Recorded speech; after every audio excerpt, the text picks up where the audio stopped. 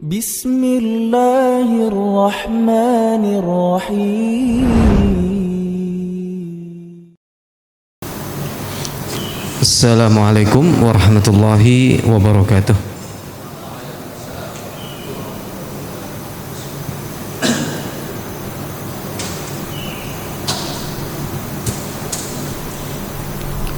Innal hamdalillahi nahmaduhu wa nasta'inuhu wa nastaghfiruh wa na'udzu billahi min syururi anfusina wa sayyiati a'malina.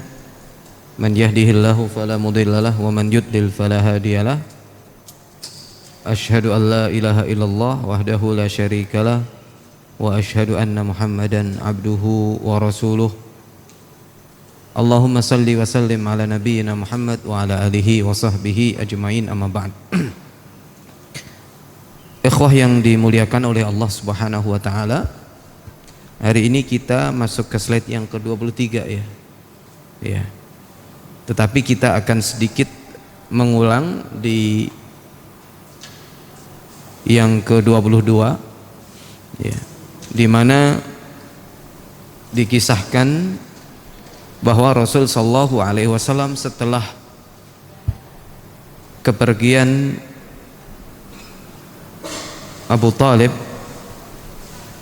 dan kepergian istrinya yang tercinta Khadijah, tentu Khadijah dulu baru Abu Talib, maka istadda Quraisyun bil adha 'ala nabi ba'da wafati Abi Talib fatajra'u 'alaihi sufaha atau fatajarra'a 'alaihi sufaha wa ma kana fi hayati Abi Talib yatajarra'u 'alaihi ahad, bahwa orang-orang Quraisy setelah wafat Abu Talib mereka mulai berani untuk mengganggu Rasul sallallahu alaihi wasallam.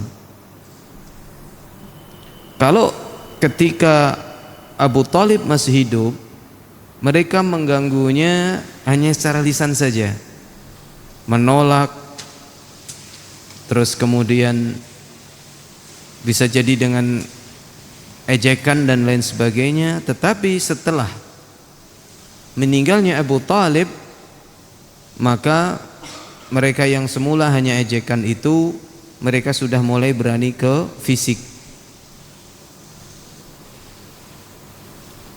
Sehingga Al-Hafidh Ibnu Katsir beliau mengatakan bahwa kebanyakan riwayat yang menceritakan tentang diganggunya Nabi sallallahu alaihi wasallam seperti melempar salal jazur. Salal jazur itu ari-ari unta. Jadi ari-ari unta itu diletakkan di punggung Nabi sallallahu alaihi wasallam. Ya. Kemudian ya, siksaan-siksaan yang lain yang kebanyakan diriwayatkan tentang siksaan ini adalah setelah meninggalnya Abu Talib. Ya. Ini menunjukkan bahwa memang benar-benar ya, ketika Abu Talib itu meninggal dunia, orang-orang Quraisy itu ya mulai berani mengganggu Nabi sallallahu alaihi wasallam lebih daripada sebelumnya. Sehingga Abu Talib ini sangat berarti dalam kehidupan Nabi SAW dan kehidupan dakwah pada saat itu. Ya, ini disebutkan oleh Ibnu Katsir. Di antaranya juga orang-orang Quraisy itu mereka mencekik Nabi SAW gitu. Itu adalah kebanyakan diriwayatkan setelah Abu Talib meninggal dunia.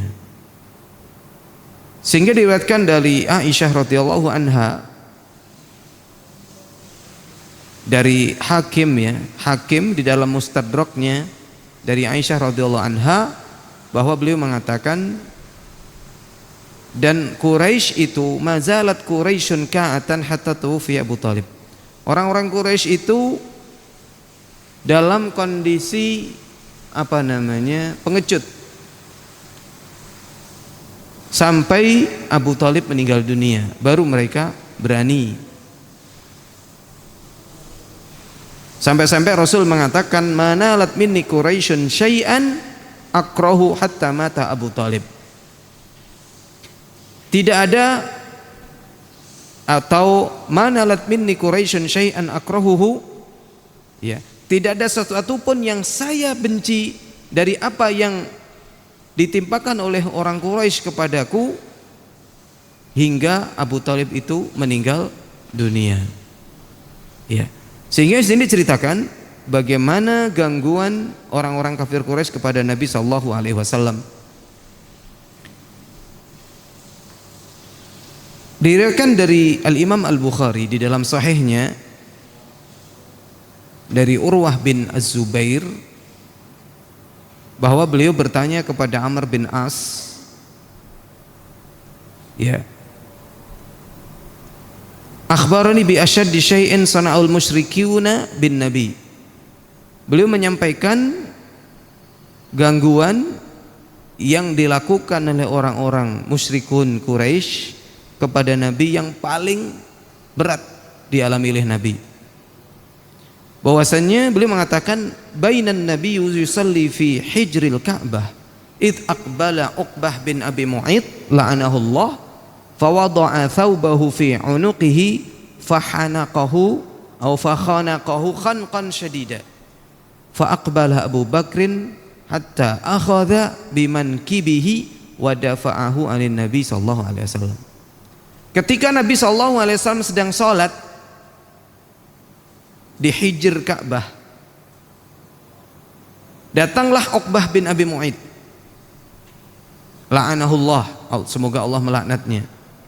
Nah, Uqbah bin Abi Mu'ayth ini apa itu? Meletakkan bajunya ke leher Nabi. Gini ya. Kemudian beliau, siapa beliau? Afwan. Uqbah bin Abi Mu'ayth mencekik pakai bajunya tadi, ya, mencekik Rasulullah sallallahu alaihi wasallam dengan bajunya tadi dengan sekuat-kuatnya. Dan datanglah Abu Bakar, ya, dan menarik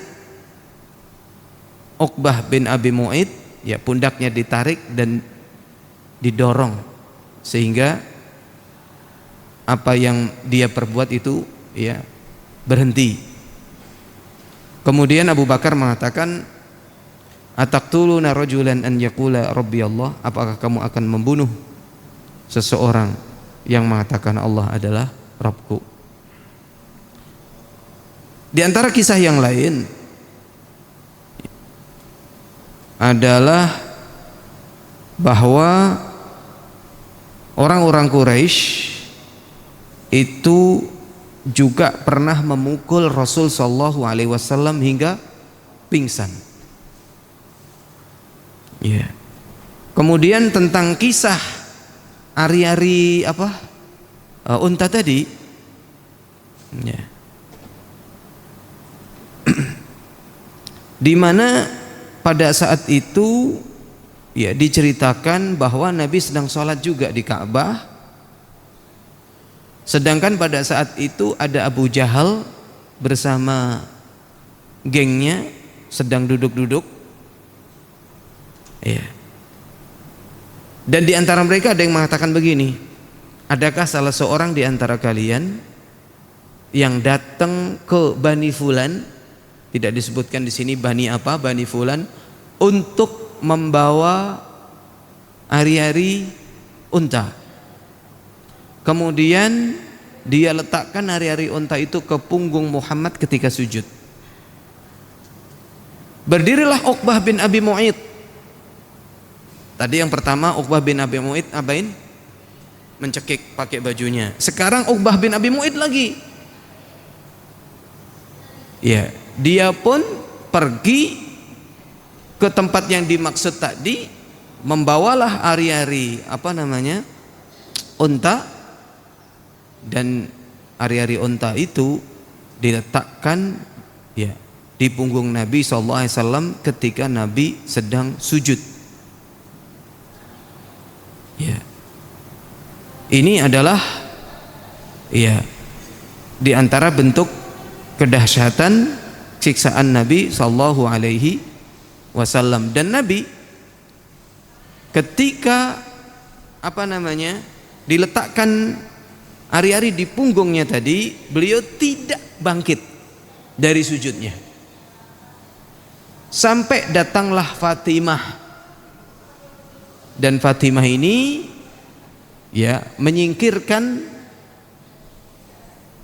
ari-ari tadi dari punggung Nabi SAW. Kemudian beliau berdoa, Allahumma alaika bi Quraisy, Allahumma alaika bi Quraisy, Allahumma alaika bi Quraisy. Ya Allah, ya berikanlah siksaan kepada Quraisy, atau hancurkanlah orang Quraisy. Ya Allah, hancurkanlah orang Quraisy 3 kali. Dan ketika mendengar doa ini, orang-orang Quraisy agak gentar juga. Ya. Pada saat itu ketika Fatimah mengambil ini, orang-orang ini tidak berani menghalau Fatimah. Berbeda dengan yang menceritakan ini. Yang menceritakan ini adalah Abdullah bin Mas'ud. Yang menceritakan kisah ini Abdullah bin Mas'ud. Pada saat itu Abdullah bin Mas'ud melihat, tetapi beliau tidak berani mengambilnya. Berbeda dengan Fatimah. Fatimah berani mengambilnya. Mengapa Abdullah bin Mas'ud tidak berani?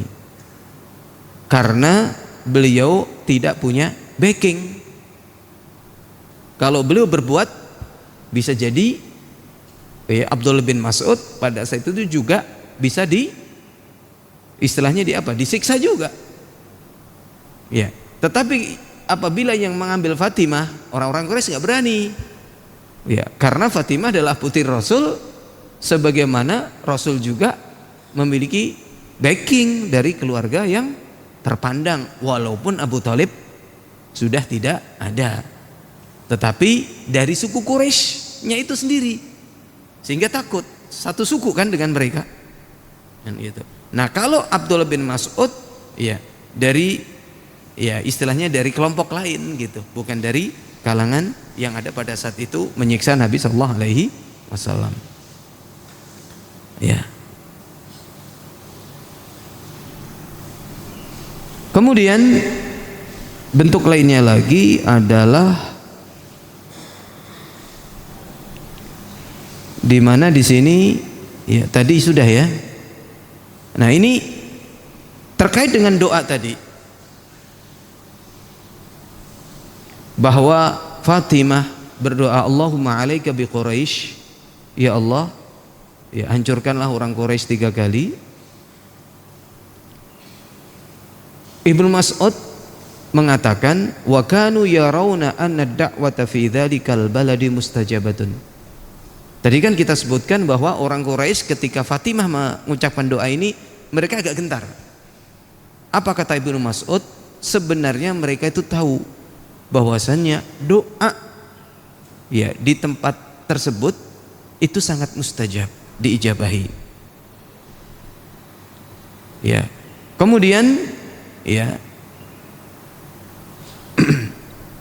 Rasul sallallahu alaihi wasallam juga berdoa, Allahumma alaika bi Abi Jahal wa alaika bin Utbah bin Rabi'ah wa Syaibah bin Rabi'ah wal Balid bin Utbah wa Umayyah bin Khalaf wa Uqbah bin Abi Mu'id. Qala Ibnu Mas'ud fa walladhi nafsi biyadihi laqad ra'aitu alladhina adda Rasulullah sallallahu alaihi wasallam sur'a fil qalibi Badr. Rasul sallallahu alaihi wasallam berdoa, kalau tadi doanya adalah Allahumma alaika bi Quraisy, ya Allah hancurkanlah orang Quraisy. Nah, kalau ini doanya disebutkan satu persatu, Allahumma alaika bi Abi Jahal, ya Allah hancurkanlah Abu Jahal, ya Allah hancurkanlah Utbah bin Rabi'ah, ya Allah binasakanlah Syaibah bin Rabi'ah, ya Allah binasakanlah Al-Walid bin Utbah, ya Allah binasakanlah Umayyah bin Khalaf, ya Allah binasakanlah Uqbah bin Abi Mu'id. Apa kata Ibnu Mas'ud?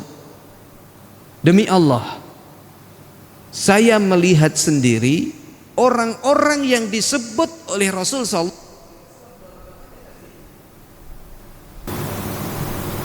Abdullah bin Mas'ud mengatakan, demi Allah, saya melihat sendiri orang-orang yang disebutkan oleh Rasul sallallahu alaihi wasallam dalam doanya tadi, itu mereka termasuk orang-orang yang dilempar ke sumur Badar pada saat perang Badar.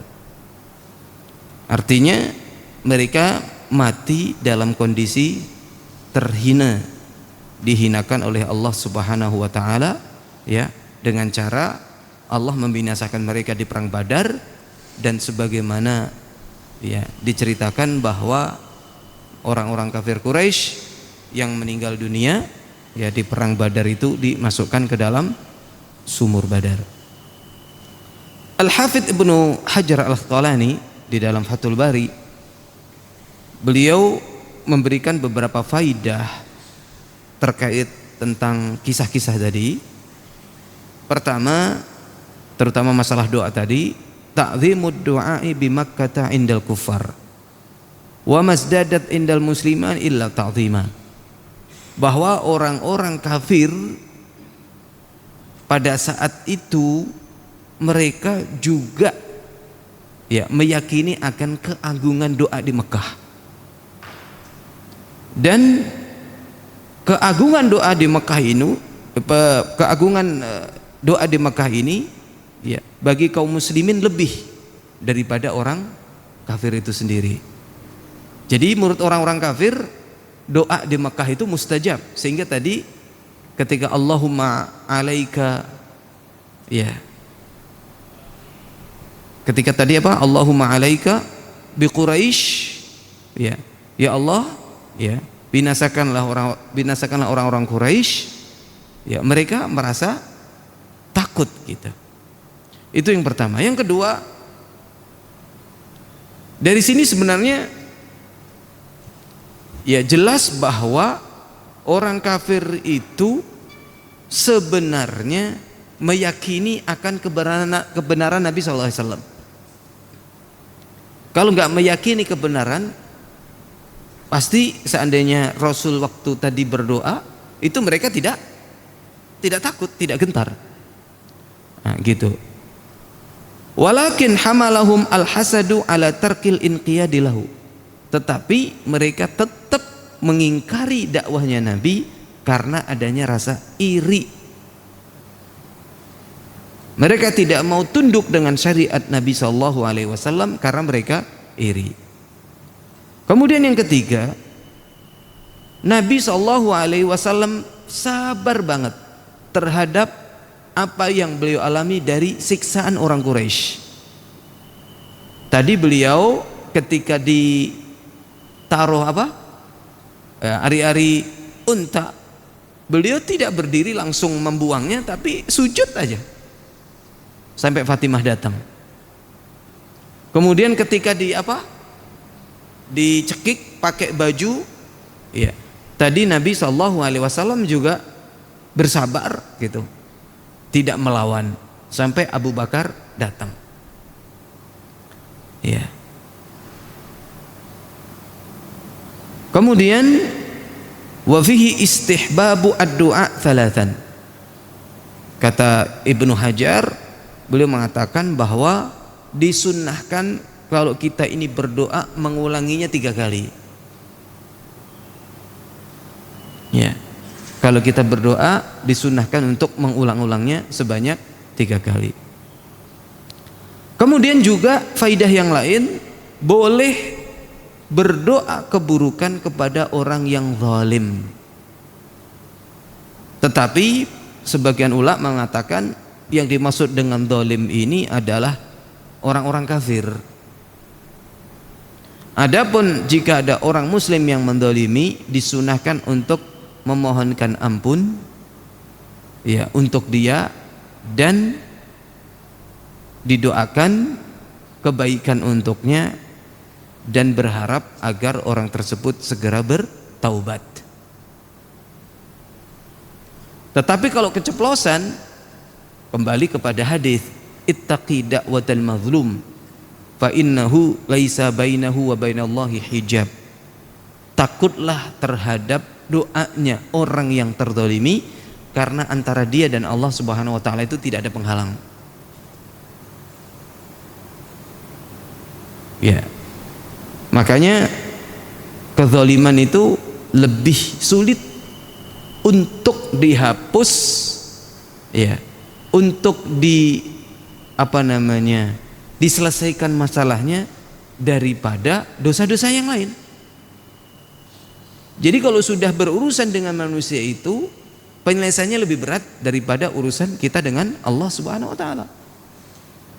Karena kalau seseorang sudah menzalimi orang lain, kemudian orang yang dizalimi itu tidak memaafkan, maka itu akan urusannya nanti dibawa ke akhirat.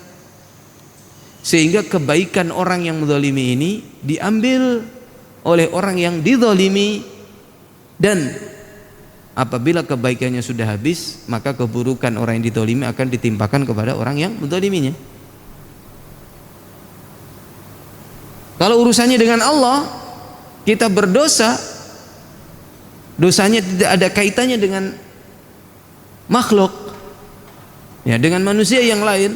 Kita beristighfar kepada Allah, kita bertobat kepada Allah, memohon ampun kepada Allah Subhanahu wa taala, maka insya Allah, Allah dengan begitu mudahnya dan murahnya Allah Subhanahu wa taala akan mengampuni.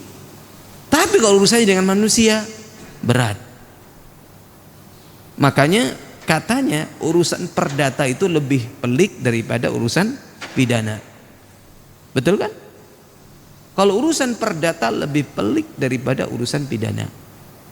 Maka dari itu kalau ada orang yang punya sangkut paut keuangan dengan seseorang, sementara dia lebih berhak, misalkan dia punya uang nih, kemudian dititipkan ke seseorang, kemudian orang ini menggelapkan uang yang dititipkan itu urusannya kalau ke pengadilan rumit. Bahkan orang yang kehilangan uang itu rela untuk udahlah, nggak usah diurus daripada diurus, karena bisa jadi dia ngurusnya ke pengadilan duitnya lebih besar daripada yang digelapkan, ya kan? Atau kalau seandainya tidak lebih besar, tetap aja nanti baliknya juga kecil. Karena apa? Biaya yang dikeluarkan besar, dihitung-hitung seandainya baliknya gede pun dikurangi untuk biaya ke pengadilan akan kecil juga. Tapi bukan berarti kemudian seseorang semena-mena menggelapkan uang, nanti perdata juga gampang. Masalahnya bukan itu. Tanggung jawab di depan Allah Subhanahu wa taala akan terus ke bawah. Bahkan di dunia pun mengkhawatirkan juga orang yang menggelapkan dana ini, karena ke pengadilan susah, bisa jadi orang yang digelapkan uangnya tadi berbuat apa? Kriminal yang lain. Dengan apa? Dia bisa dibunuh, bisa disiksa dan lain sebagainya. Ya. Ada orang yang minta bantuan ke anak, Ustaz saya begini-begini. Waduh, gimana itu? Itu urusan antum.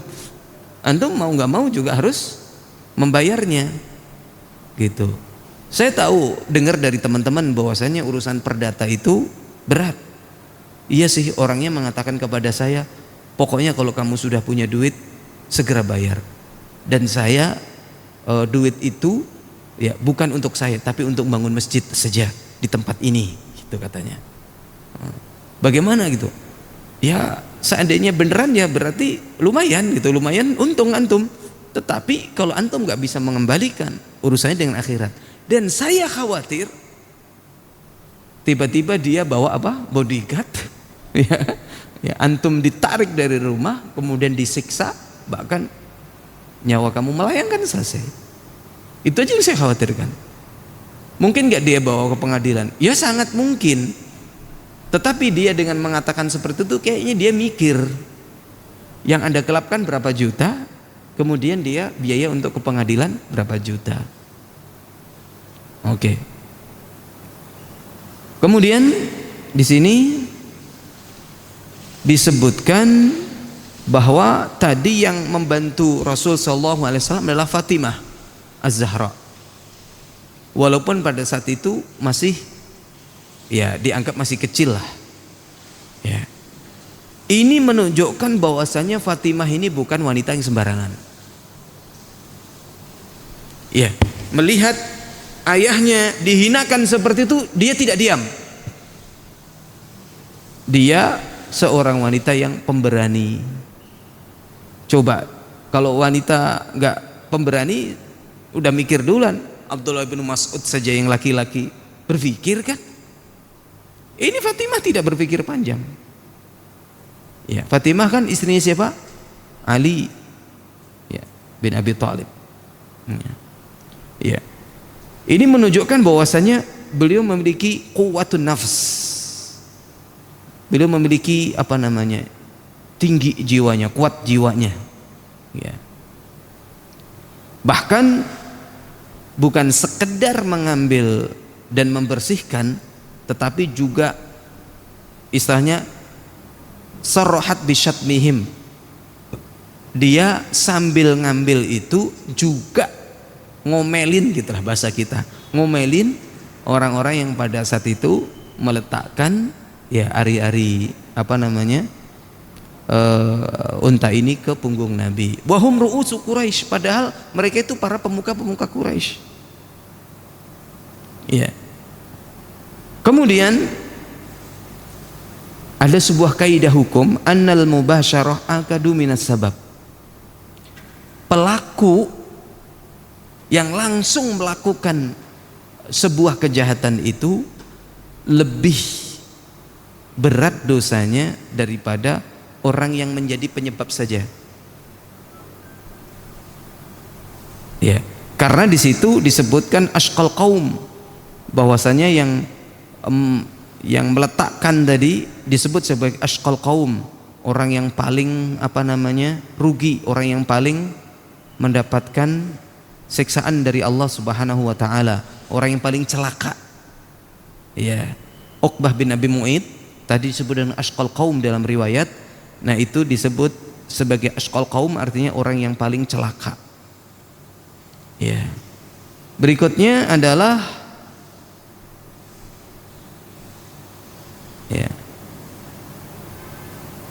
disebutkan bahwa apa yang disebutkan oleh Nabi dari doa tadi mustajab, sekaligus menunjukkan kemuliaan Nabi SAW, bahwa betul-betul yang diminta oleh Allah, diminta oleh Rasul kepada Allah Subhanahu wa taala dari kebinasaan terhadap orang-orang yang disebut tadi, itu terbukti dan dilihat oleh Ibnu Mas'ud langsung. Kemudian di sini ada Abu Jahal ingin menginjak kepala Nabi. Ya. Bahwa diriwayatkan dari Asy-Syaikhan Al-Bukhari dan Muslim dalam kitab Sahih, ya, Sahih Bukhari dan Sahih Muslim, bahwa Abu Jahal suatu kali bertanya, hal yu'affiru Muhammadun wajhahu baina athurikum? Apakah Muhammad sedang bukan sujud, dia mengatakan yu'affir, sedang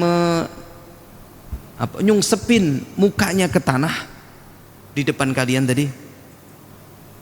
Faqila na'am, ya, Muhammad lagi nyungsepin mukanya ke tanah. Kemudian Abu Jahal mengatakan, wallata wal uzza, demi Lata dan Uzza, la in ra'aituhu yaf'alu dzalika la ata'anna ala raqabatih. Demi Lata dan Uzza, seandainya saya melihat bahwasanya Muhammad sedang melakukan sujud seperti itu, akan saya injek lehernya, atau sekalian saya sungsepin, tambah gitu mukanya ke tanah. Kemudian kata Abu Hurairah, karena hadis ini diriwayatkan dari Abu Hurairah, fa'ata Rasulullah sallallahu alaihi wasallam wa huwa yusalli. Kemudian Abu Jahal pun datang kepada Nabi sallallahu alaihi wasallam yang sedang salat, menunggu sampai Rasul sujud, dan dia berusaha untuk menginjak lehernya Nabi, tetapi baru saja ngangkat kakinya, alih-alih dia bisa menginjak lehernya Nabi, dia malah mundur dan dia seakan-akan di depannya ada sesuatu yang mendorong dia sehingga dia begini. Ya, apa nih? Begini nih. Kemudian ditanya, ada apa wahai Abu Jahal? Bukannya tadi mau menginjak kepala atau lehernya Muhammad? Kata Abu Jahal, inna baini wa bainahu la khandaqan min narin wa haulan. Saya melihat di depan saya ada parit yang isinya adalah api. Dan di situ juga ada makhluk yang menakutkan saya. Dan di makhluk itu memiliki sayap yang begitu banyak. Jadi ada parit yang berisikan api, kemudian melihat makhluk yang menakutkan dan memiliki banyak sayap. Faqala Rasulullah sallallahu alaihi wasallam, laudana minni lakhtafathu al malaikatu utwan utwan. Seandainya Abu Jahal nekat mendekati saya pada saat itu, niscaya malaikat akan mencabut semua anggota tubuhnya satu-satu. Tapi pada saat itu Abu Jahal mundur. Dan disinilah Allah Azza wa Jalla menurunkan ayat ya, di surat ini ya, Al-Alaq ayat 6 sampai 9. Allah berfirman, kalla innal insana layadgha ar-ra'ahu istaghna inna ila rabbikar ruj'a ara'aital ladzi yanha 'abdan idza shalla ara'aita in kana 'alal huda au amara bit taqwa. Ya.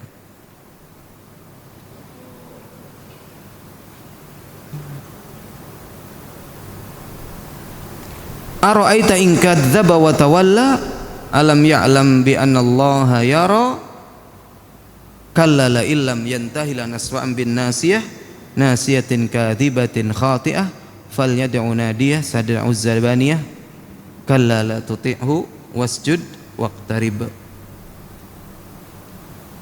Ya. Kalla innal insana la yadgha. Sekali-kali tidak, sesungguhnya ya, manusia itu benar-benar melampaui batas. Yang dimaksud manusia di sini adalah tadi Abu Jahal. Ar-ra'ahu istaghna, apabila melihat dirinya serba cukup, dia sok sombong. Inna ila rabbikar ruj'a, sungguh hanya kepada Tuhanmu lah tempat kembali. Sesombong apapun orang itu, sekaya apapun orang itu, merasa cukupnya seperti apa orang itu, sesungguhnya dia akan kembali kepada Allah juga. Ara'aital ladzi yanha, bagaimana pendapatmu tentang orang yang melarang? Ya, Nabi SAW abdan idza shalla, seorang hamba yang melaksanakan salat, yang dimaksud oleh Nabi, ara'aita in kana 'alal huda, ya. Bagaimana pendapatmu ya jika dia yang dilarang salat itu adalah Nabi itu di atas petunjuk, au amara bittaqwa, atau memerintahkan untuk berbuat takwa, ara'aita in kadzdzaba wa tawalla, ya.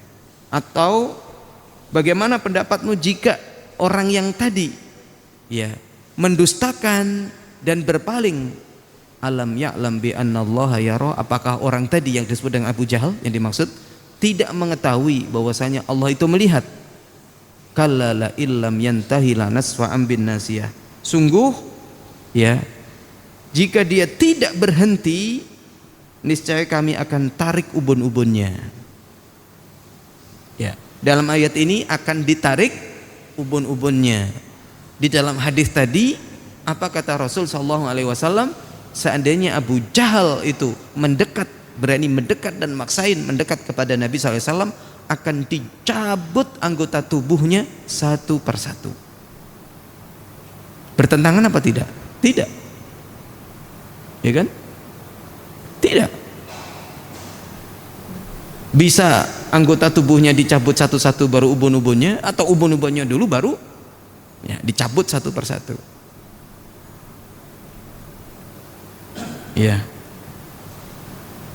nasiyatin kadzibatin khati'ah, yaitu ubun-ubun yang mendustakan dan yang durhaka. Fal yad'u nadiyah, maka biarkanlah dia memanggil para gengnya, kelompoknya, golongannya, agar ditolong oleh mereka. Tetapi apa? Sanad'u zabaniyah, namun kami bisa memanggil malaikat zabaniyah. Ya, kalla la tuti'hu wasjud waqtarib, sekali-kali tidak, janganlah mentaati dia dan bersujudlah serta mendekatkanlah dirimu kepada Allah Subhanahu wa taala. Jadi ayat yang ke-6 sampai ke terakhir itu, ini adalah menceritakan bagaimana permusuhan Abu Jahal kepada Rasul sallallahu alaihi wasallam. Ya. Kalau di surat Al-Lahab ya Abu Lahab. Nah, di surat ini Al-Alaq, ini adalah permusuhan Abu Jahal kepada Nabi sallallahu alaihi wasallam. Diriwayatkan oleh Imam Ahmad dalam musnadnya dengan sanad yang kuat, ya, sesuai dengan persyaratan Muslim, dari Anas bin Malik.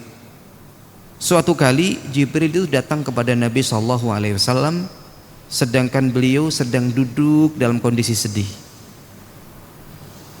Sementara dalam kondisi sedihnya itu beliau ya basah dengan darah. Darabahu ba'du ahli Makkah, dipukul oleh beberapa orang dari penduduk Makkah. Maka malaikat Jibril pun bertanya kepada Nabi, ada apa dengan dirimu wahai Nabi? Ya, mereka melakukan gitulah ke saya, gitu kan, kata Nabi. Fa'ala bihaula wa fa'alu, ya, menyiksa saya, memukul saya. Kata Jibril, maukah engkau saya tunjukkan suatu mukjizat? Ini untuk menghibur Nabi SAW. Nabi mengatakan, iya, na'am. Fanadhara ila syajaratin min wara'il wadi faqala ud'u bitilka syajarah. Kemudian di balik lembah itu ada sebuah pohon. Kemudian malaikat Jibril memerintahkan Nabi untuk memanggil pohon itu. Fada'aha faja'at tamshi hatta qamat baina yadayhi. Maka Nabi pun memanggil pohon itu dan berjalanlah pohon itu sampai berdiri di depan Nabi. Setelah itu malaikat Jibril mengatakan kepada Nabi Muhammad, murha fal tarji, perintahkan untuk kembali ke tempatnya semula. Nabi pun memerintahkan pohon itu untuk kembali ke tempat semula, dan kembalilah pohon itu. Faqala Rasulullah SAW, hasbi hasbi, cukup kata Nabi SAW. Jadi ini hiburan, ya, hiburan dari malaikat Jibril untuk Rasul Sallallahu Alaihi Wasallam.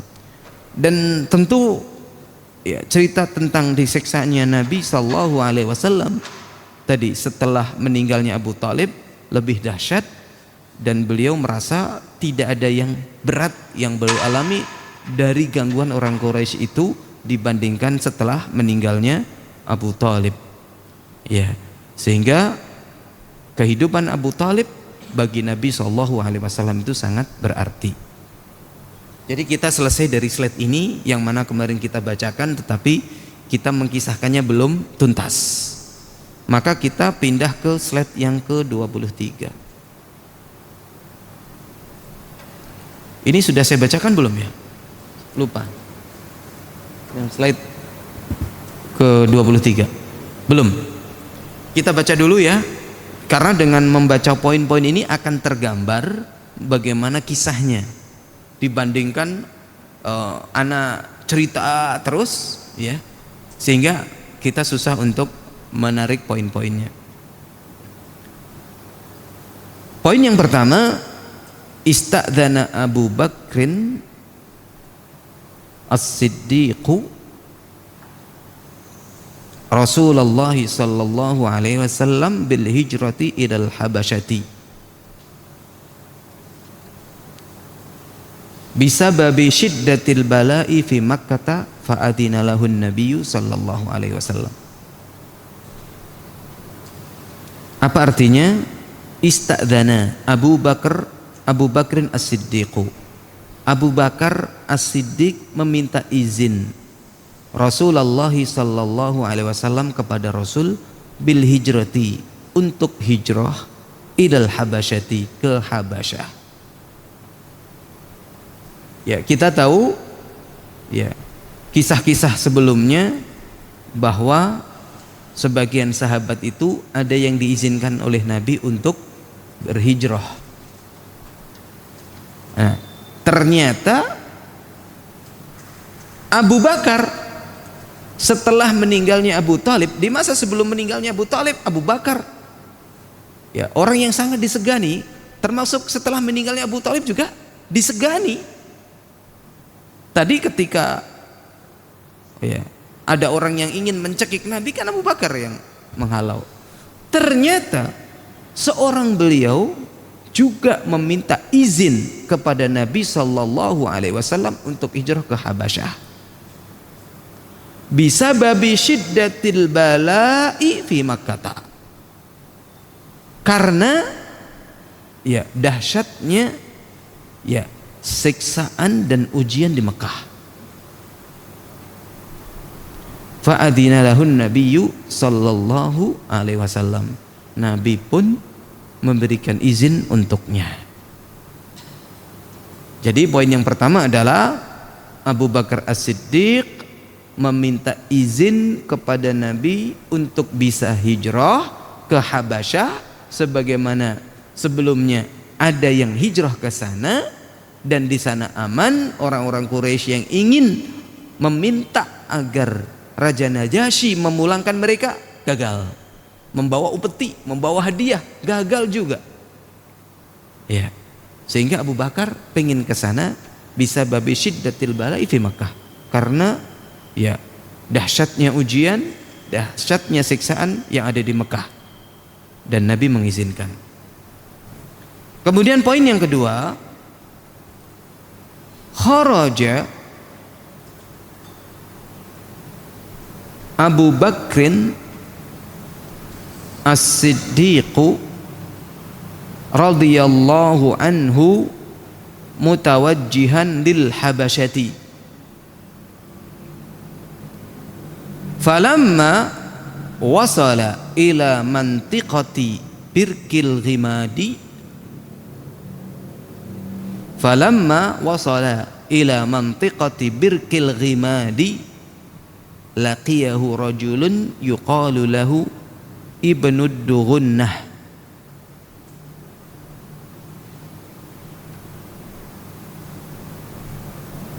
Apa artinya? Kharaja, keluarlah Abu Bakrin As-Siddiq radhiyallahu anhu, Abu Bakar As-Siddiq radhiyallahu anhu mutawajjihan lil Habasyah, menuju ke Habasyah. Beneran nih, serius nih Abu Bakar untuk hijrah. Falamma wasala ila min mantiqati Birkil Ghimadi, ketika beliau sampai ke falamma wasala, ketika sampai beliau ila mantiqati, di daerah yang bernama Birkil Ghimadi, ke suatu daerah yang disebut dengan Birkil Ghimad, ya, laqiyahu rajulun yuqalu lahu Ibnud Dughunnah.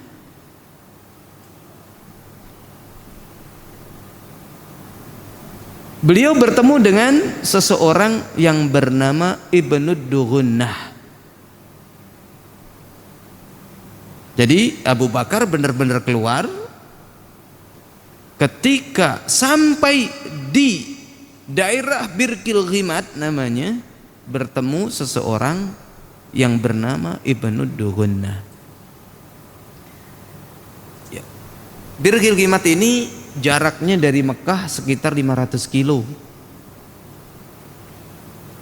Ya, nanti dijelaskan ya. Perjalanannya dari Mekah itu 5 hari. Nah, sekarang dikiloin tuh 500 kiloan. Berarti kalau naik unta ya, atau ya nggak tahu naik apa tuh 5 hari itu ya, mungkin naik unta gitu ya. Andai kan naik unta berarti 100 kilo itu satu hari. 100 kilo itu mana? Bandung Jakarta berapa kilo? Bandung Cikarang 100 kilo. Bandung Cikarang 100 kilo. Nah, pakai unta ya, jalannya kan begitu. Unta sama orang jalan kaki hampir sama ya jalannya ya. Hah? Kurang lebih sama. Berarti 100 kilo sekitar satu hari. Ya, 500 kilo. Berarti 500 kilo itu mana? Jakarta Solo. Jakarta Solo. Atau Jakarta Semarang. Jakarta Semarang 400. Ya, Jakarta Solo.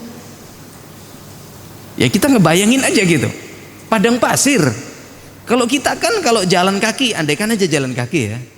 Itu kan kanan kiri banyak rumah. Antum bisa mampir minum. Ya ini padang pasir kan? Ya.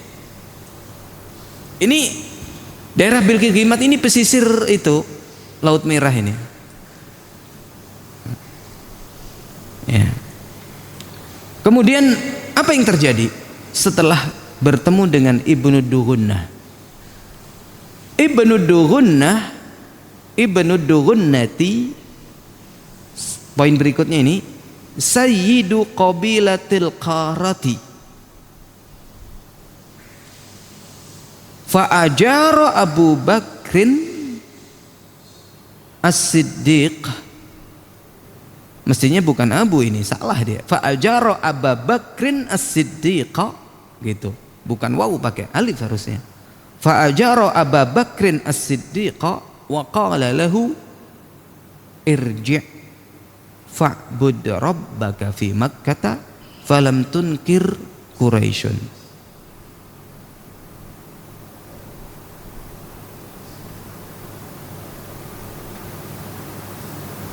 Ibnu Dugunnah Sayyidu Qabilatil Qarah adalah pemuka kabilah Qarah.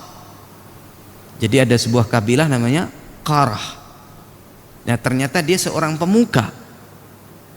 Dia mengenal Abu Bakar. Fa'ajara Abu Bakrin As-Siddiq. Dia memberikan suaka kepada Abu Bakar As-Siddiq, jaminan keamanan kepada Abu Bakar As-Siddiq. Jadi di zaman itu pemuka suku itu bisa memberikan jaminan keamanan. Kalau saya bilang ini aman, nggak ada yang berani mengganggu. Kalau di kita sekarang ada yang begitu ya? Atau ada? Kalau pejabat bisa nggak? Hah? Pas Pampres menjaga presiden. Ini enggak, dia menjaga individu tertentu yang dianggap bermasalah di masyarakat atau dianggap oleh masyarakat bermasalah. Bukan bermasalah, bermasalah kan dia memiliki masalah. Soalnya dia enggak ada masalah, tapi dianggap oleh masyarakat bermasalah. Itu bisa mendapatkan suaka. Tapi kayaknya sih ada sih. Misalkan begini, di sebuah kampung.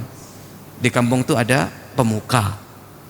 Kemudian ada seorang pemuda yang rajin ibadah misalkan, dia berdakwah di situ. Nah, kemudian rame ini di masyarakat misalnya, sampai mau diusir. Mungkin aja seorang pemuka mengatakan, jangan, saya jamin ini nggak macam-macam. Masyarakat nggak macam-macam juga kan? Kayaknya ada deh begitu. Saya yakin ada. Di kampung anak dulu, anak ingat ada seperti itu. Nah, jarang tapi ya. Oke. Di zaman itu biasa seperti itu. Nah, Abu Bakar ini ya diberikan suaka, diberikan jaminan keamanan oleh Ibnu Dugunnah. Wa qala lahu irji' fa'bud rabbaka fi Makkah. Kembalilah kamu, ya. Diceritakan Ibnu Dugunnah itu menceritakan bahwasanya kembalilah kamu, seorang Abu Bakar seperti kamu tuh nggak layak gitu loh, untuk pergi hijrah dari Mekah, untuk keluar dari Mekah. Karena kamu adalah orang yang baik, orang yang suka membantu orang lain. Masa sih seorang Anda bisa sampai keluar gitu loh? Nah, gitu. Falam tunkir Quraisyun. Ya. Dan orang Quraisy tidak mengingkari itu. Jadi artinya orang Quraisy menerima sudah. Akhirnya siapa? Abu Bakar kembali enggak? Kembali.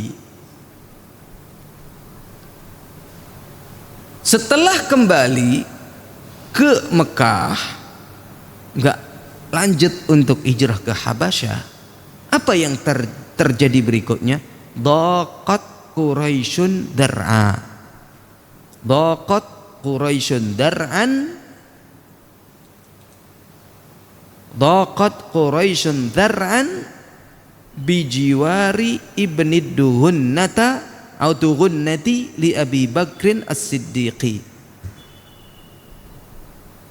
Lianna Abu Bakrin as-Siddiqa akhadha yahjuru atau yajharu bil Qur'ani. Apa artinya? Daqat Quraisyun dar'an. Orang Quraisy merasa kesal. Bijiwari ibni duhunnata li Abi Bakrin as-Siddiqa. Awalnya menerima, ternyata lama-lama mereka kesal. Bijiwari ibni duhunnata li Abi Bakrin as-Siddiqa. Jaminan keamanan yang diberikan oleh Ibnu Duhunnah kepada Abu Bakar As-Siddiq ini. Mengapa? Apa sebabnya? Lianna Abu Bakrin As-Siddiqa akhadha yajharu bil Qur'ani. Karena Abu Bakar As-Siddiq mulai berani untuk mengeraskan bacaan Al-Qur'annya.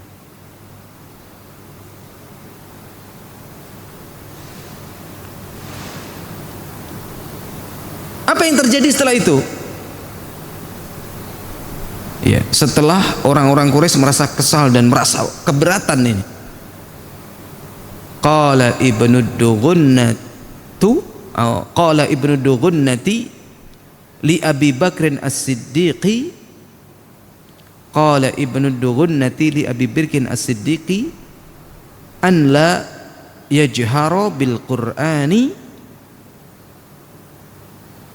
Farafadha Abu Bakrin waradda jiwara ibni Duhunnati wa baqiya Abu Bakrin bi Makkah.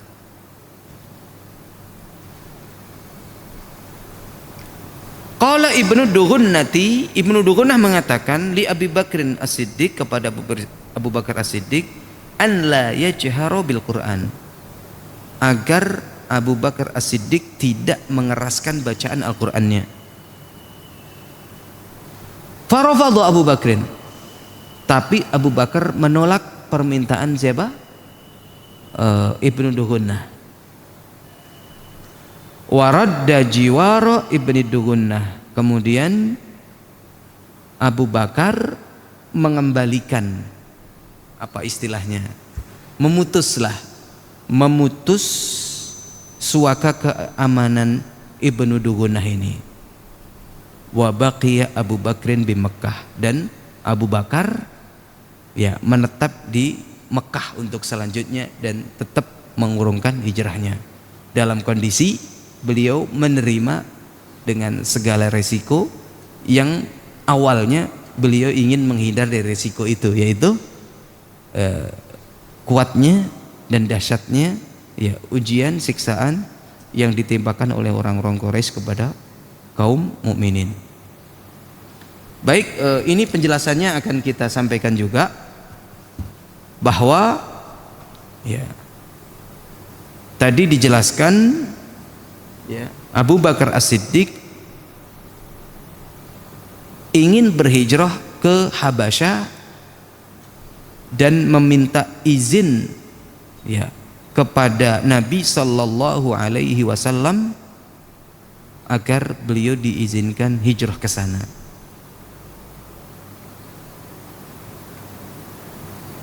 Diriwayatkan oleh Al-Imam Al-Bukhari di dalam sahihnya dari Aisyah radhiyallahu anha bahwa Aisyah mengatakan, lam aqil abawayya illa wahuma yadinani dina. Saya tidak mengetahui tentang kedua orang tua saya, ayah bunda saya, kecuali mereka berdua memeluk agama Islam. Bapaknya siapa? Abu Bakar. Ibunya siapa? Iya, ibunya adalah Ummu Ruman. Ya. Jadi Aisyah menyampaikan bahwasannya tidaklah saya ketahui dari kedua orang tua saya, ayah bundanya Abu Bakar dan Ummu Ruman, kecuali mereka berdua memeluk agama Islam. Walam yamurru alaina yaumun illa ya'tina fihi Rasulullah tarafayn nahari bukratan wa ashiya. Dan tidak ada satu hari pun yang berlalu pada kami kecuali Nabi mendatangi kami di hari tersebut, di pagi hari dan di sore hari. Falamma ubtuliyal muslimuna kharaja Abu Bakrin muhajiran nahwa ardil Habasyah hatta idza balagha barkal ghimadi atau birkal ghimadi laqiyahu ibnu Dugunnah wa huwa sayyidul qarrah. Ketika kaum muslimin, kata Aisyah, mendapatkan siksaan yang begitu berat dari orang-orang Quraisy, keluarlah Abu Bakar untuk berhijrah menuju Habasyah. Sehingga ketika beliau sampai di daerah Birkul Ghimad, atau di sini disebutkan Barkal Ghimad, beliau bertemu dengan Ibnu Dugunnah, pemuka suku Qarah, dan bertanya kepada Abu Bakar, aina turidu ya Abu Bakrin, kemana kamu hendak pergi wahai Abu Bakar? Faqala akhrajani qaumi fa uridu an asiha fil ardi wa a'budu rabbi. Kata Abu Bakar, apa? Saya terpaksa harus keluar gara-gara kaum saya. Fa uridu an asiha fil ardi. Saya ingin jalan-jalan aja. Ya, pengen berkelana saja di bumi ini, wa a'budu rabbi, dan aku menyembah Rabbku. Kecerdasannya Abu Bakar. Jadi Abu Bakar itu selalu memiliki siasat. Kalau mau menyampaikan sesuatu tuh pakai istilahnya tauriyah. Tauriyah itu mengatakan A bisa dipahami banyak makna. Jadi yang diajak ngomong itu memahami yang mana, yang berbicara memahami yang mana. Contohnya tadi, saya ingin berkelana. Bohong nggak Abu Bakar? Tidak. Saya ingin berkelana. Berkelana itu punya tujuan nggak? Ya punya tujuan. Ya, beliau ingin berkelana sampai pada akhirnya nanti menuju kemana? Ke Habasyah. Beliau tidak mengatakan saya ingin ke Habasyah, enggak. Saya ingin berkelana saja, keluar dari Mekah, dan saya bisa menyembah Rabbku. Mengapa tidak menyebutkan Habasyah? Beliau khawatir kalau menyebutkan Habasyah nanti sama ini Ibnu Dugunnah ditahan, gitu. Dan disampaikan kepada orang-orang bahwasanya Abu Bakar mau hijrah, bisa jadi ditahan. Makanya beliau mengatakan berkelana. Dan banyak kisah beliau itu, beliau kan yang menemani hijrahnya Nabi ke Madinah. Ketika sedang berjalan ditanya, dari mana kalian? Min ma, dari air. Min ma, ma. Ma ini yang berarti air ini, orang bisa memahami ma itu daerah di Irak, suatu daerah di Irak, dan ma itu juga bisa dipahami air. itu sendiri. Ya. Jadi ketika Abu Bakar mengatakan min ma, orang lain memahami apa? Orang itu nggak memahami ini siapa, Abu Bakar sama Rasul, tapi nggak kenal. Dari mana kalian? Min ma. Orang memahami, oh ini dari daerah Irak. Padahal maksudnya Abu Bakar bukan, berasal dari air. Manusia berasal dari apa? Dari air mani kan? Itu maksudnya. Ya. Terus diriwayatkan lagi, ditanya, siapa yang bersama kamu ini? Abu Bakar jawab, hadin yahdini tariq, guide yang menunjuki saya jalan. Bohong nggak Abu Bakar? Tidak. Karena yang dimaksud oleh Abu Bakar apa? Guide yang memberikan petunjuk kan? Guide itu kan memberi petunjuk kan? Yang memberikan petunjuk, menunjukkan jalan, maksudnya jalannya Islam, jalan menuju kebenaran, jalan menuju Allah. Nah, itu tauriahnya Abu Bakar. Kalau antum mau bertauriah ya nggak apa-apa. Itu dikenal dalam ilmu balaghah, tauriah itu. Jadi satu kata tapi bisa. Makanya kadang-kadang saya dulu punya kakak, kalau ditanya itu suka jawabannya itu suka apa? Aneh. Mas mau kemana? Mau ke depan. Nah, mau kemana? Mau ke depan. Orang malas ya nanya berikutnya ya. Padahal basa-basi ya. Ke depan. Iya. Ke depan. Ke depan itu kan maksudnya ya dia kan berjalan ke depan kan? Ya ke depan. Walaupun bisa jadi ya kemana gitu kan. Padahal orang saat itu memahami ke depan tuh paling ke warung, kemana gitu. Ya. Ya, ini tauriah. Nah, kemudian Ibnu Dugunnah mengatakan susah namanya. Ibnu Dugunnah. Fa inna mithlaka ya Abu Bakrin la yakhruju wa la yukhraj. Wahai Abu Bakar, orang seperti kamu itu tidak layak untuk keluar dari Mekah dan juga tidak pantas untuk diusir.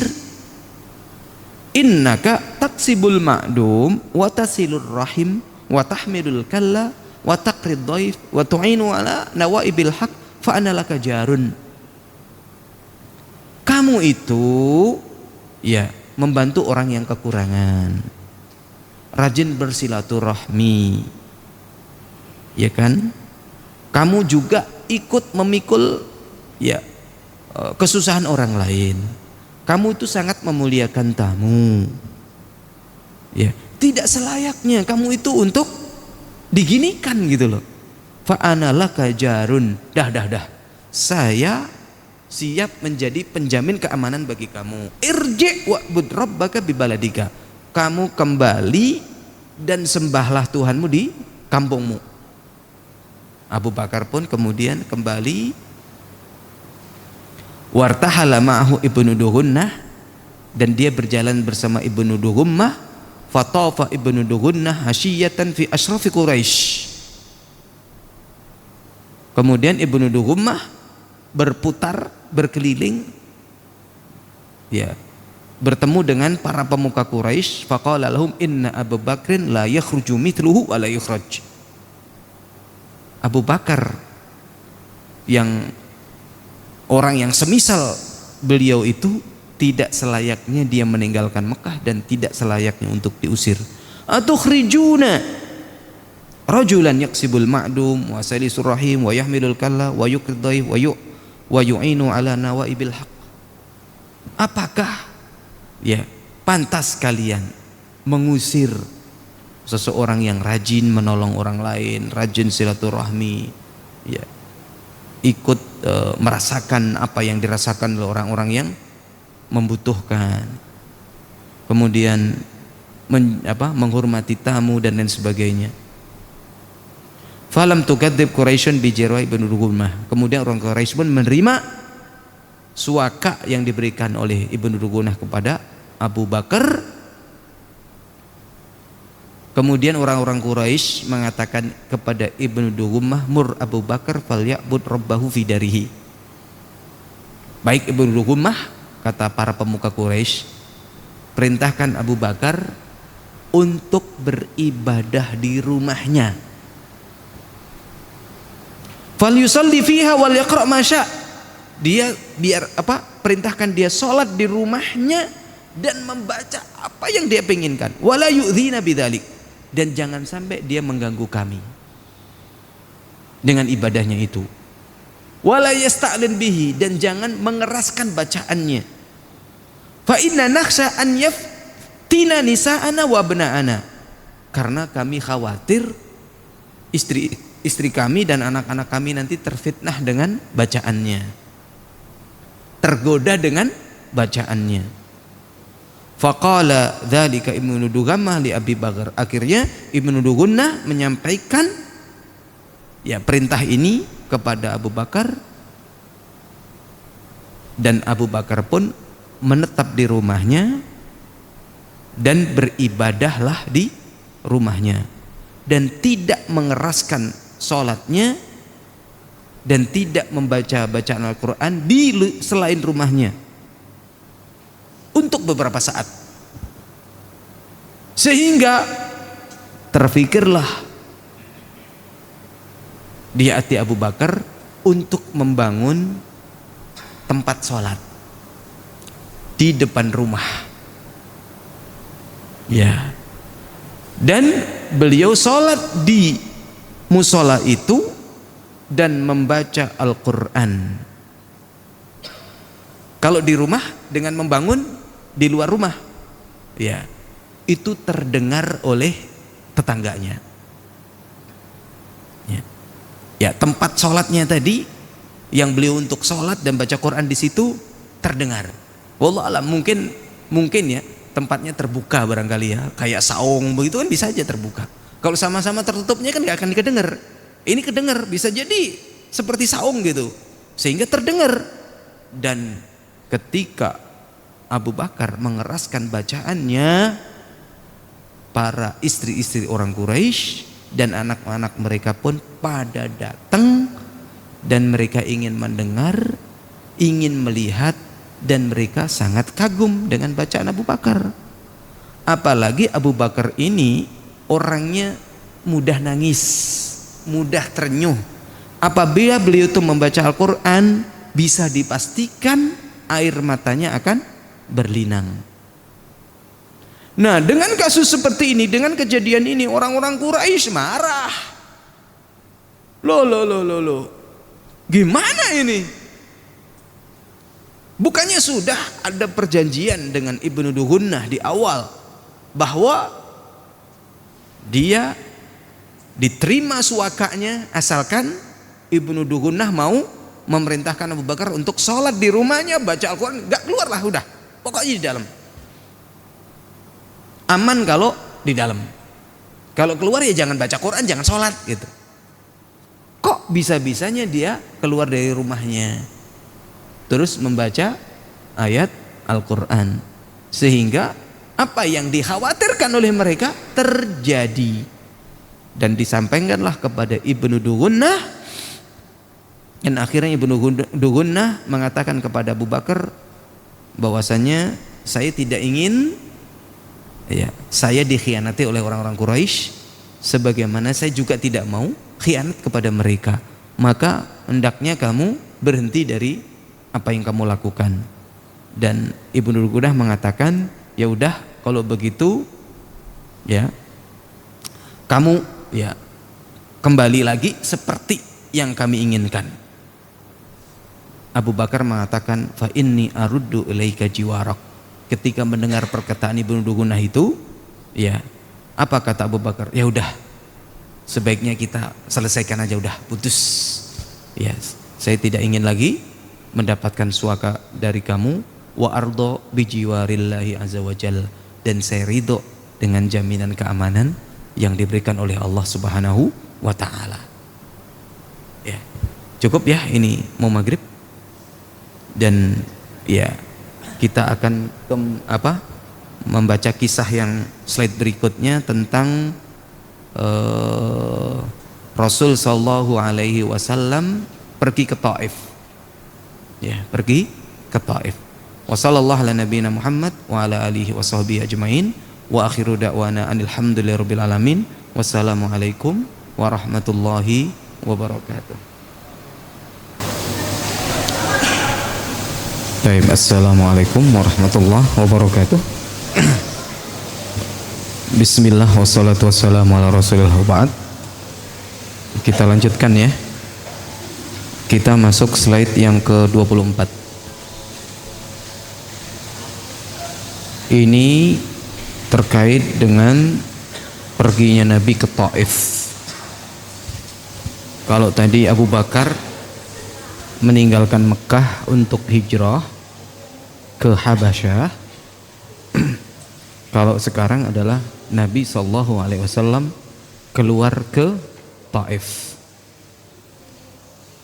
sekitar 8 kilo lah ya dari mana? Mekah ya.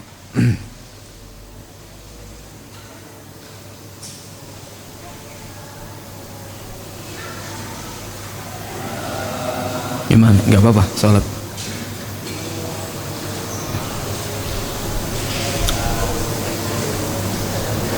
Iya, gimana tuh?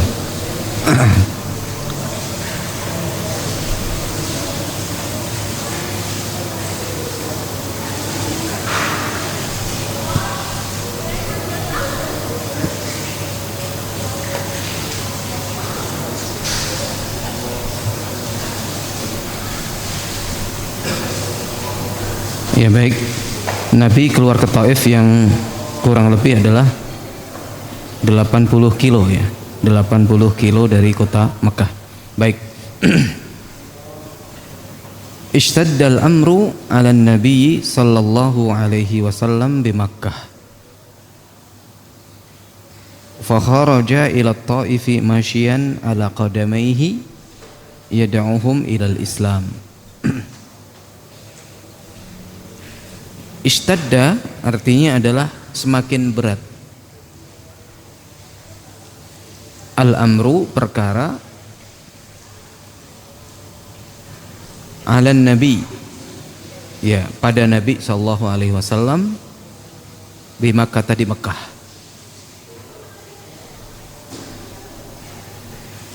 Kalau sebelumnya Nabi bertahan ya, apalagi ada Abu Talib. Ya, ketika nggak ada Abu Talib, ketika Abu Bakar sudah mulai nggak kuat, ternyata Rasul, ya, beliau bukan nggak kuat, tapi beliau ada tujuan tertentu ketika Taif. Beliau tidak meninggalkan Mekah dalam rangka untuk keluar atau hijrah atau apa, tidak. Nanti kita jelaskan apa tujuannya. Fa kharaja ila Taifi masyian ala qadamaihi. Kemudian beliau fa kharaja, maka beliau keluar ila Taifi, ke Taif, masyian dengan berjalan kaki, masyian ala qadamaihi berjalan di atas kedua kaki, artinya jalan kaki, yad'uhum ilal islami, untuk mendakwahi mereka untuk memeluk Islam. Yad'uhum ilal Islam, mengajak mereka kepada Islam.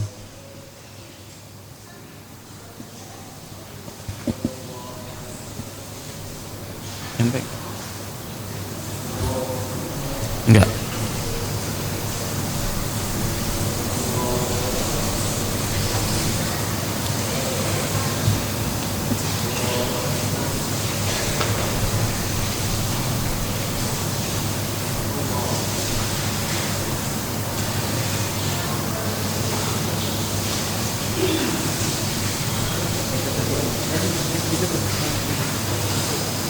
Nanti tambah lagi. Sudah ada. Sudah.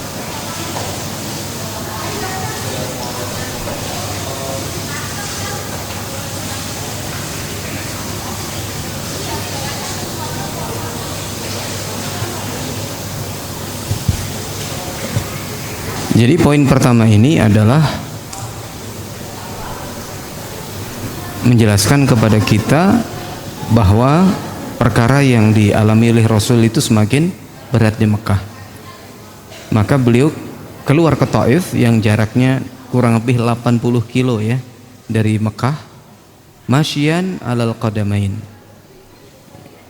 masyian ala qadamaihi, berjalan kaki, yad'uhum ilal Islam. Berarti 80 kilo ya kurang lebih, kalau dengan 100 kan nggak selisih banyak ya, sehari berarti perjalanan ya, jalan kaki ya. Kana istiqbalu ahli Taifi lin nabiyyi ad-darba bil hijarati. Kana adalah istiqbalu, sambutan, ahli Taifi, penduduk Taif, lin nabi sallallahu alaihi wasallam, kepada Nabi sallallahu alaihi wasallam, ad-darba bil hijarah. Apa sambutannya? Apa? Lemparan batu. Sambutan penduduk Taif kepada Nabi pada saat itu adalah lemparan batu. Khasatan ala aqdamihi asy-syarifataini, khususnya ya pada kedua kaki beliau yang mulia, hatta nazalad damu minhuma, sehingga darah keluar dari keduanya. Khasatan, secara khusus, ala aqdamihi asy-syarifatain, pada ya kaki beliau yang mulia, sampai hatta nazala, turun, ad-damu, darah, minhuma, dari keduanya. Kalau Abu Bakar kan dikasih suaka, ternyata Nabi lain ceritanya. Makanya Nabi itu sebenarnya kalau disebut dengan mendapatkan ujian paling berat itu ya layak gitu, termasuk Nabi ya. Orang-orang ke Habasyah dilindungin sama siapa? Najasyi. Seandainya Nabi mau ke Raja Najasyi di Habasyah, mungkin pada saat itu juga dilindungin. Cuman masalahnya bagi Nabi kan permasalahannya bukan dilindungi tadi dilindungi. Kalau beliau ke Najasyi dilindungi secara pribadi, tetapi agamanya belum tentu. Karena Raja Najasyi sendiri masuk Islamnya diam-diam. Ya, diam-diam, dan tidak ada yang tahu kecuali Nabi sallallahu alaihi wasallam. Ya. Poin yang ketiga, kharaja Rasulullah sallallahu alaihi wasallam minat Taifi mahmuman ala wajhihi. Kharaja, keluar, Rasulullah sallallahu alaihi wasallam minat Taifi, dari Taif, mahmuman ala wajhihi. Mahmuman itu apa namanya? Sedih, ala wajhihi, ya pada mukanya. Sedih, galau. Falam yastafiq illa wa huwa fi qarnil manazil.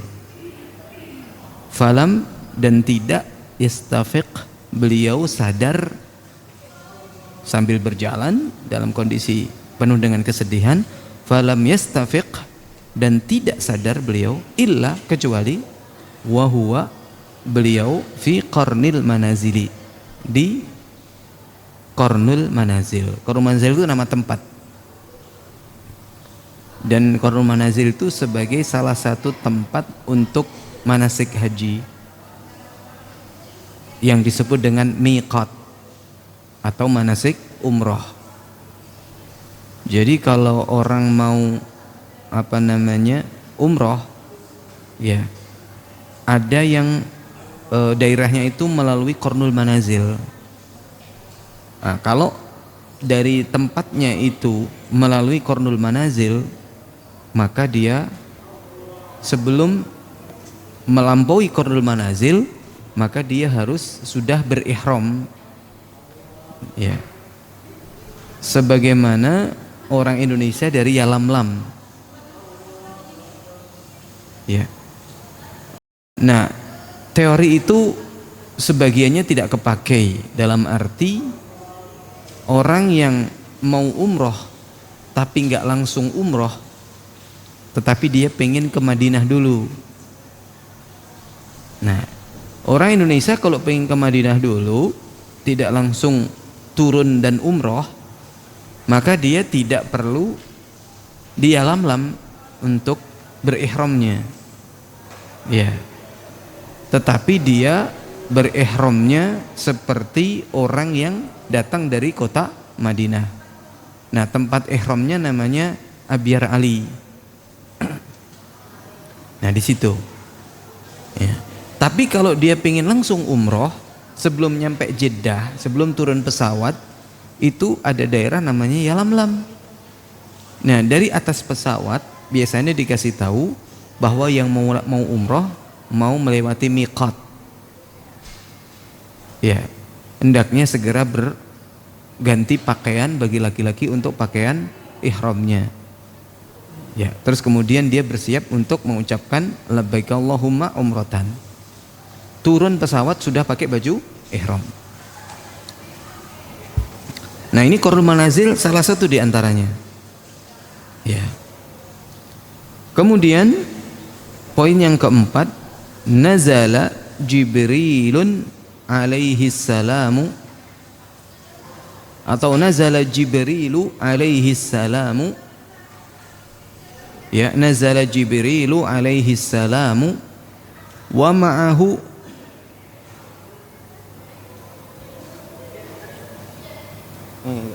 dari anak kayaknya, tapi kok tiba-tiba sebentar. Wa ma'ahu malakul jibali ala rasulillahi yukhayyiruhu bihalaki makkata aw yasbiru fakhtara sabra. Nazala, turun, Jibril alaihi salam, wa ma'ahu, dan bersamanya malakul jibali, malaikat gunung, malaikat penjaga gunung, ala rasulillahi, kepada Rasul sallallahu alaihi wasallam, yukhayyiruhu, untuk memberikan pilihan kepada beliau, bihalaki Makkata, untuk, ya, dihancurkan Mekah, au yasbiru, atau Rasul sallallahu alaihi wasallam bersabar. Fakhtara as-sabra, Nabi pun memilih untuk bersabar.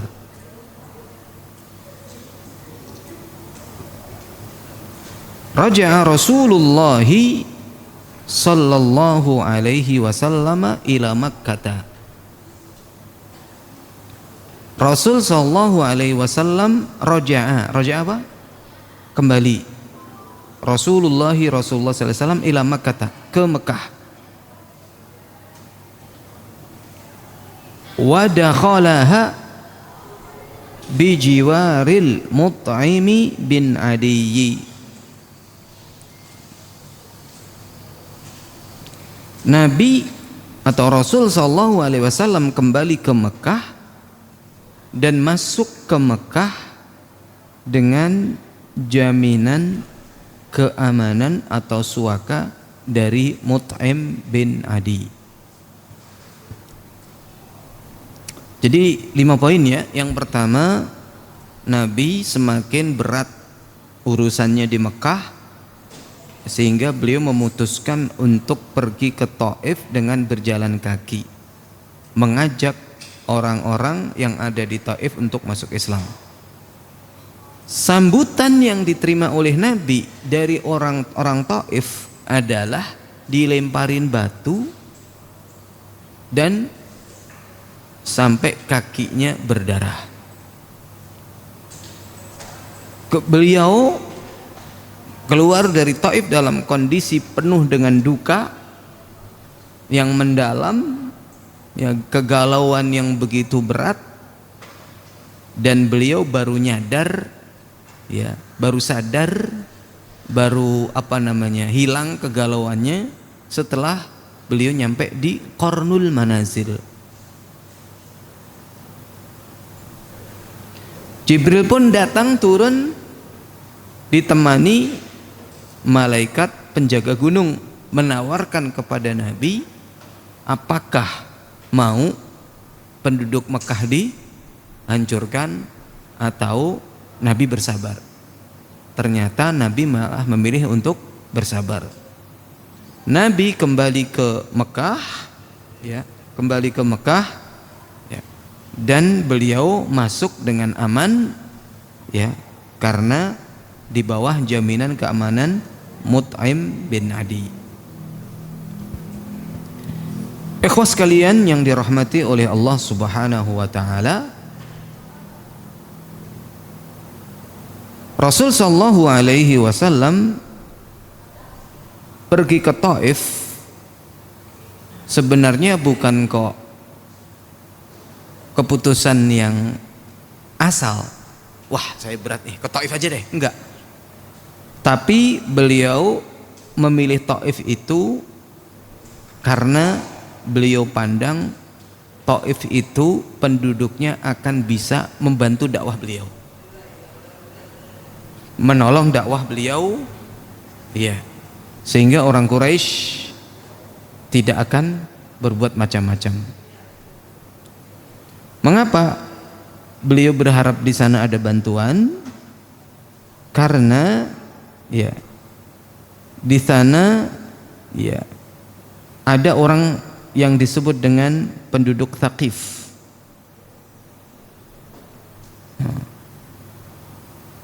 Ya. Nah, ternyata penduduk Thaqif ini, ya, memiliki sejarah tersendiri bagi orang-orang Quraisy. Ya.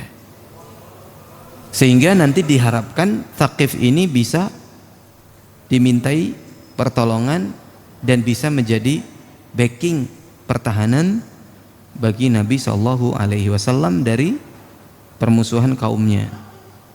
Begitu juga, ya, di sana di Taif itu, ya, ada keluarganya Halimah As-Sa'diyah.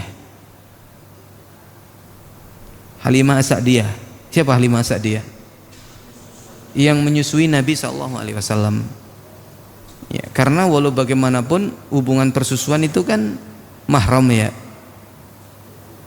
Diharapkan, ya, paman-pamannya dari susuan itu nanti mau, ya, menerima dan membantu dakwah Nabi Shallallahu Alaihi Wasallam. Jadi pada saat itu Taif merupakan al-markaz ats-tsani lil quwwah was-siyadah. Jadi Taif itu adalah merupakan kekuatan kedua setelah Mekah. Ya. Kekuatan pertama Mekah. Ya. Kekuatan yang kedua bangsanya adalah Taif. Kalau boleh dipetakan internasional, orang menganggap yang terkuat siapa sekarang? Orang yang punya power negara itu. Orang mesti akan menyebut mana? Amerika. Walaupun benar tidaknya kita nggak tahu. Jadi orang mengatakan apa? Amerika gitu. Yang kedua apa? Rusia atau Cina? Orang akan menyebut Rusia, bukan Cina, Rusia. Karena Cina itu ekonomi yang kuatnya kan, kekuatan ekonomi, basis ekonomi kuat.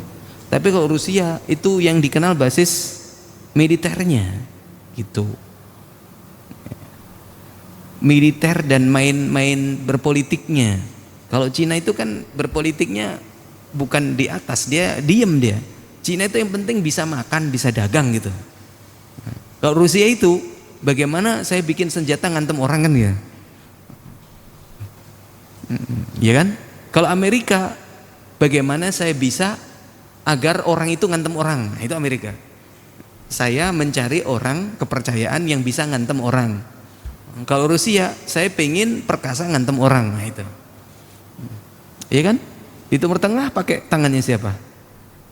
Israel kan? Dan memang di Timur Tengah itu tidak akan pernah dibuat aman. Ya, anteng dikit bikin perang lagi, gegerin lagi dikit kan. Ya. Jadi Israel itu memang dibikin usil gitu di situ. Kalau ada yang bisa diusilin, mengapa enggak gitu. Semuanya diusilin. Nah itu siapa yang nyuruh? Amerika. Jadi walau bagaimanapun Israel sama Amerika diberikan backingan kan gitu. Itu berbicara gambaran singkatnya pada saat ini. Tetapi kan Nabi tentu berbeda ya. Ya. Beliau dari sisi manusiawinya berpikirnya adalah Taif ini adalah basis kekuatan kedua setelah Mekah. Ya. Kan sekarang negara-negara itu kalau enggak Amerika, Rusia, Cina, sama mana? Negara-negara yang punya hak veto di mana? Di PBB kan? Mengapa orang ke Rusia? Punya hak veto. Mengapa ke Amerika? Punya hak veto kan begitu? Iya enggak? Ya. Mencari orang-orang yang punya hak veto, negara-negara yang punya hak veto. Baik. Karena kalau mereka berkumpul, kalau salah satunya menggunakan hak vetonya kan nggak bisa ngapa-ngapain kan begitu. Misalkan negara A ke Rusia, dia ngantemin orang, gitu kan? PBB mau menjatuhkan kesepakatan supaya misalkan negara A ini dianggap sebagai penjahat perang ya. Nah, karena dia sudah nempel ke Rusia, sama Rusia enggak, saya enggak sepakat. Selesai. Gitu kan? Makanya Israel tuh enggak pernah selesai. Mengapa? Semuanya udah ngumpul, setuju. Israel suruh stop untuk tidak merangi Gaza. Israel disebut PM-nya penjahat perang. Amerika mengatakan enggak, saya enggak mau. Udah selesai, enggak bisa. Sampai kapanpun. Gitu loh. Iya. Nah, ternyata ya, sebentar, beliau ini berjalan bersama ya siapa namanya? Zaid bin Harithah. Tahu ya Zaid bin Harithah? Zaid bin Harithah itu budak yang dimerdekakan oleh Nabi sallallahu alaihi wasallam, kemudian diangkat menjadi anak. Setelah diangkat menjadi anak, jadi bukan Zaid bin Harithah lagi, Zaid bin Muhammad. Dapat teguran dari Allah, ud'uhum liabaihim huwa aqsatu indallah. Enggak boleh. Gitu. Enggak boleh mengangkat anak. Gitu. Sampai-sampai ketika Zaid nikah dengan Zainab, ya kan, dengan Zainab sepupunya Nabi sendiri. Nah, ketika Zaid menceraikan Zainab, Zainabnya dinikahin sama Rasul sallallahu alaihi wasallam, menandakan bahwasannya bekas istrinya anak angkat itu boleh, karena anak angkat tuh bukan siapa-siapa. Kan kalau bekas istri anak sendiri kan nggak boleh dinikahi, ya nggak boleh, itu mahram itu selamanya, walaupun sudah cerai. Menantu itu akan menjadi mahram selamanya walaupun sudah cerai dari anaknya. Apa rahasianya kira-kira? Ya, rahasianya besar. Kalau nanti dinikahi, ya kan, terus punya anak, sementara sebelumnya punya anak, bingung itu nanti, iya kan? Nah, itu yang pertama. Yang kedua, kalau misalkan sudah cerai terus punya anak, suatu saat ibunya pengen ketemu anak, ya kan, jika bersama neneknya kan nggak ada masalah, bersama kakeknya nggak ada masalah kan. Kalau misalkan ibunya ini membawa anaknya, kemudian neneknya pengen ketemu anak, dia membawa cucunya kan, ibunya ini bawa anaknya ke neneknya, kan nggak ada masalah. Coba kalau menjadi mahram, jadi gimana? Bukan mahram lagi, Jadi kasihan juga kan, ada jarak gitu. Walaupun memang suami istri sudah bukan mahram lagi. Biasanya kalau anaknya wisuda bingung, yang mau datang yang siapa? Yang datang suaminya apa anak istrinya? Sama-sama datang diem-diem. Dan beberapa orang yang bermasalah di asrama itu, biasanya di pondok itu, yang orang tuanya broken home, melamun aja. Ada di pesantren anak itu, Elbina itu, anaknya melamun aja, nggak pernah fokus. Ternyata ibunya sudah nikah lagi. Nah, suaminya ini yang baru ini bawa anak. Nah, dia merasa sama bapak barunya merasa terasing, kan gitu. Otomatis anaknya banyak, itu anak suami yang baru tuh banyak, sehingga kan didominasi kan sama anak-anak yang dari suaminya. Akhirnya ini merasa dia terkucilkan. Akhirnya bengong aja. Ya, bengong. Sampai apa tuh? Kukunya nggak kerawat, bajunya nggak kerawat, lusuh. Dan ininya apa namanya? Psikisnya nggak stabil. Diajak bicara nggak nyambung. Ya, begitu. Ya. Ada juga yang belajarnya nggak konsen, disuruh ngapal nggak ngapal. Nah ayo, nggak lagi. Anak ayo cepet. Akhirnya anak penasaran. Antum tinggal di mana?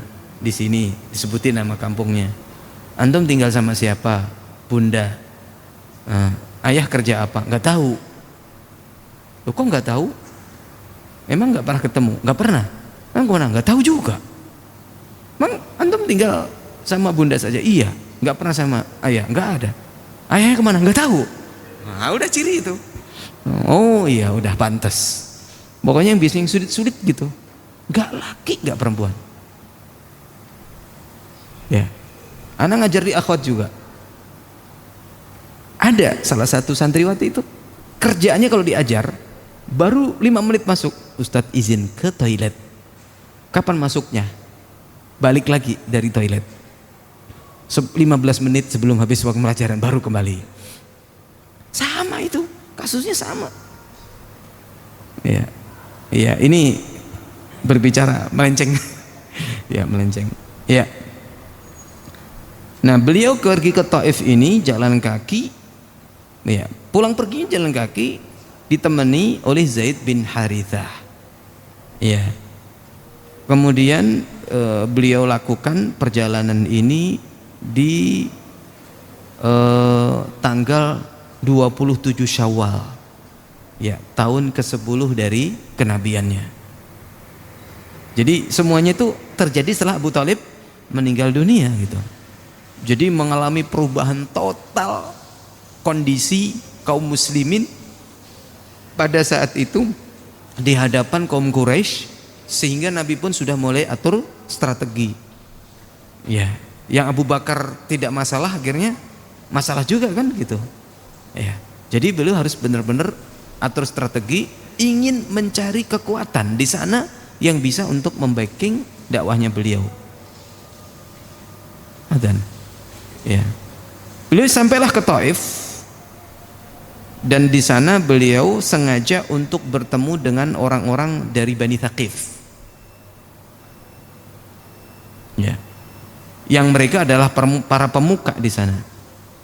Di antaranya adalah 3 pemuka Thaqif, ya, Bani Thaqif, yang mana mereka bertiga ini bersaudara,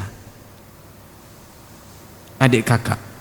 Ada namanya Abdulayali bin Umar bin Umair, ada Mas'ud bin Umar bin Umair, ada Habib bin Amr ya tadi ya, Abdulayali bin Amr bin Umair, Mas'ud bin Amr bin Umair, dan Habib bin Amr bin Umair. Bersaudara ya, kakak adik ya. Dan salah seorang di antara mereka ada yang memiliki istri dari karangan Quraisy, sehingga Nabi datang ke mereka gitu loh. Dan Nabi pun duduk bersama mereka, mulai berdiskusi. Ternyata tidak ada satupun dari ketiganya itu yang mau menerima dakwahnya Nabi. Malah diomelin Nabi itu. Huwa yamrutu thiyabal Ka'bah in kana Allahu arsalak. Niscaya ya, di kalangan kamu ada orang yang akan menyobek baju Ka'bah jika memang Allah mengutus kamu. Yang lainnya mengatakan dari tiga ini, memang gak ada orang lain selain kamu yang diutus oleh Allah sebagai Rasul.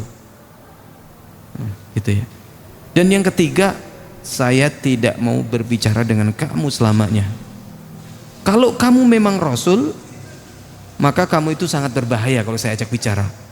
Tetapi kalau kamu memang berbohong, bukan Rasul, maka ya nggak layak untuk saya ajak bicara.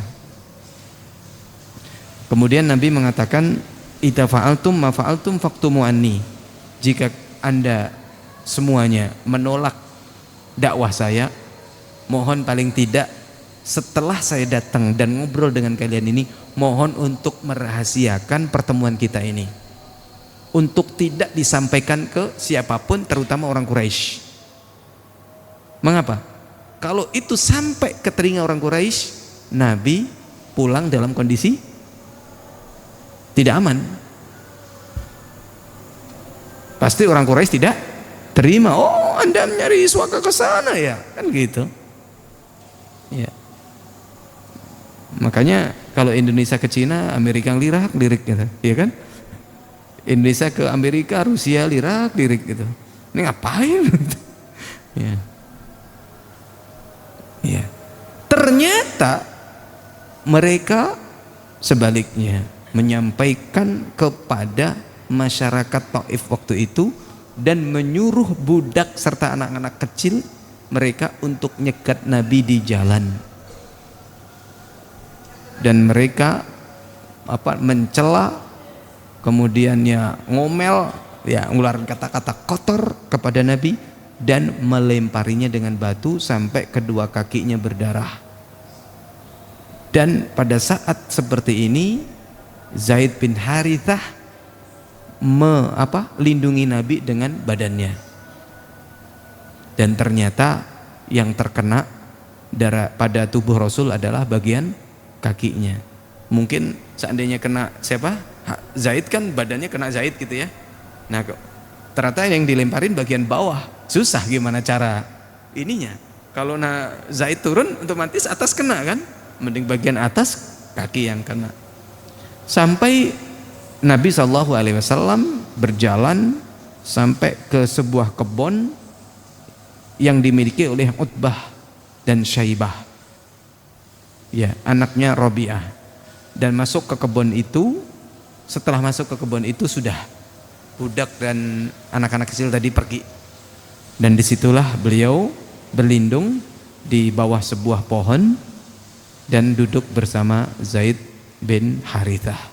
Masya Allah, ini adalah ya perjuangan beliau, ya, bagaimana beliau mengalami yang begitu pedih sehingga terkenal dengan doa beliau, Allahumma ilaika ashku dha'fa quwwati wa qillata hilati wa hawani 'alan nasi ya arhamar rahimin, dan seterusnya, yang insyaallah di kesempatan yang akan datang akan kita lanjutkan pembahasan ini. Ya, ini penting sekali kita belajar tentang kesabaran Nabi SAW karena sudah waktu Isya. Wassalamualaikum warahmatullahi wabarakatuh.